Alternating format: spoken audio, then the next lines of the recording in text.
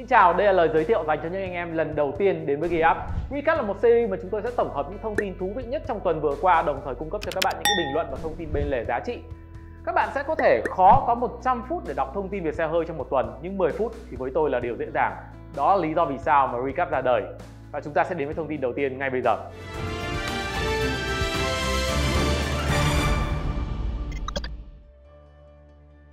Đó hoàn toàn không phải là trò đùa, mới đây Ford họ đã đăng tải thông tin chính thức trên trang web của mình. Loại nước hoa mang tên là Mach-O sẽ là quà tặng kèm dành cho những ai khao khát tốc độ tuyệt vời của chiếc Ford Mustang Mach-E GT. Mẫu xe đạt được 100 km/h sau chỉ 3,5 giây.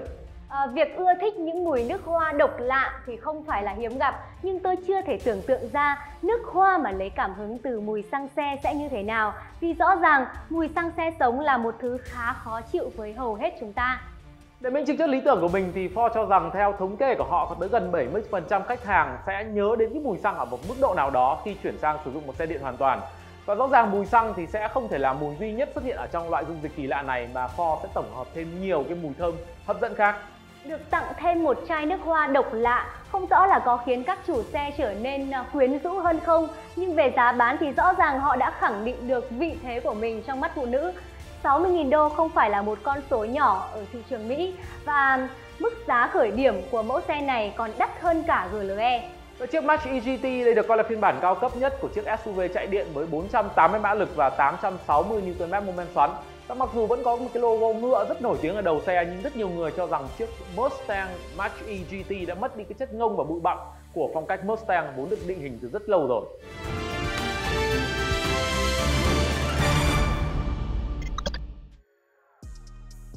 Chúng tôi vẫn gọi những thông tin như thế này là xem cho vui, bởi vì xe điện tại thị trường Việt Nam vẫn là một phạm trù mới, và các mẫu xe điện hạng sang thì giá bán lại cực kỳ đắt đỏ. Với chiếc C40 đây là một mẫu xe mà với tôi là cực kỳ lắt léo, khi là chiếc xe chạy điện hoàn toàn thứ hai được sản xuất hàng loạt và là chiếc xe đầu tiên của Volvo chỉ có phiên bản điện. Về mức giá 60.000 đô thì khá dễ nhớ là bằng với chiếc Mach-E phiên bản GT.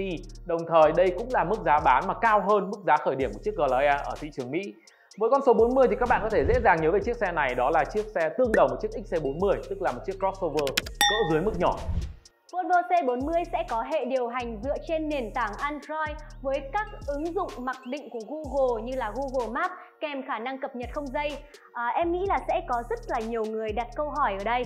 Nhắc tới Android thì người ta nghĩ ngay tới một nền tảng mở với nhiều nguy cơ về mặt an ninh, nhưng tôi cho rằng Volvo họ cũng đã nghiên cứu rất kỹ trước khi áp dụng vào chiếc C40.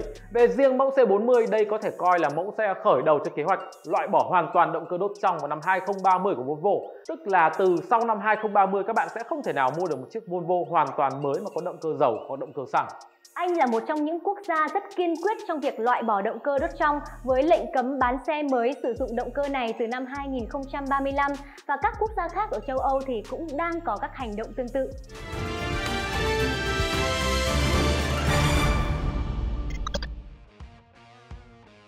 Tuần vừa qua thì không thể không nhắc tới, rõ ràng thông tin tiêu điểm ở xã hội Việt Nam vẫn là đại dịch Covid, và vì thế thì thị trường xe hơi cũng ít nhiều bị ảnh hưởng. Chúng ta không có quá nhiều thông tin thú vị, thế nên bây giờ tôi sẽ dẫn các bạn qua nước Nhật để thăm chiếc Toyota Yaris với hệ dẫn động AWD. Toyota Aqua là một mẫu xe dựa trên nền tảng của Toyota Yaris tại châu Âu với động cơ 1.5 Hybrid và một tên gọi khác là Prius.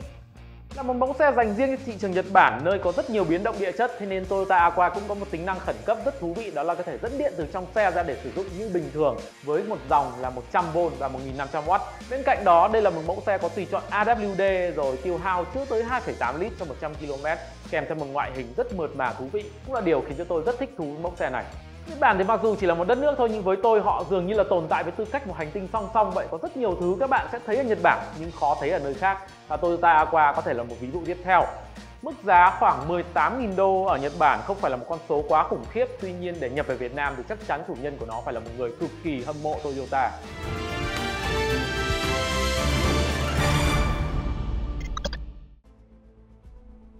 Một tuần không có quá nhiều những thông tin thú vị thì bây giờ các bạn phải cùng tôi đi du lịch qua màn ảnh nhỏ để đến nước Mỹ bên kia bán cầu. Và cái tên tôi muốn nhắc tới ở đây là mẫu bán tải chạy điện Rivian R1T. Cũng tương tự như là nhiều nhà sản xuất xe hơi khác thì Rivian gặp vấn đề về sự thiếu hụt chip, và bởi vậy thì cái ngày giao của mẫu xe có mức giá từ 65.000 đô này sẽ bị lùi khoảng một quý.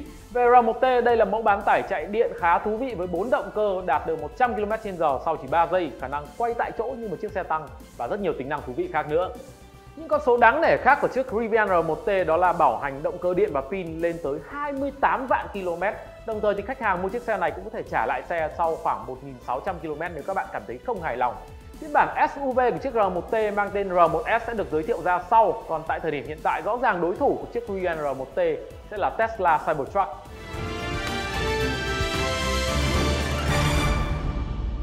Xe hơi hay bất cứ lĩnh vực gì cũng vậy, đều có khả năng gây nghiện, và một khi đã nghiện thì các bạn sẽ bắt đầu muốn tiêu dùng nó nhiều hơn, muốn đạt được sự thỏa mãn nhanh hơn. Và recap thì rõ ràng là không thể nào giúp các bạn thỏa mãn hoàn toàn với thế giới xe hơi rồi, nhưng nó sẽ giúp các bạn nghiện nặng hơn. Xe hơi mà rất lành mạnh, không có gì mà chúng ta không nghiện cả. Tuần trước thì tôi đã dành lời chúc cho anh em miền Nam rồi, còn tuần này thì có lẽ phải dành lời chúc cho anh em toàn quốc đang xem Gear Up một sức khỏe dồi dào và sự cẩn trọng để có thể đi qua những ngày giãn cách thật sự nhẹ nhàng. Tạm biệt và hẹn gặp lại anh em vào ngày mai với một video nữa về Toyota Cross. Mẫu xe đình đám nhà Toyota 720 triệu.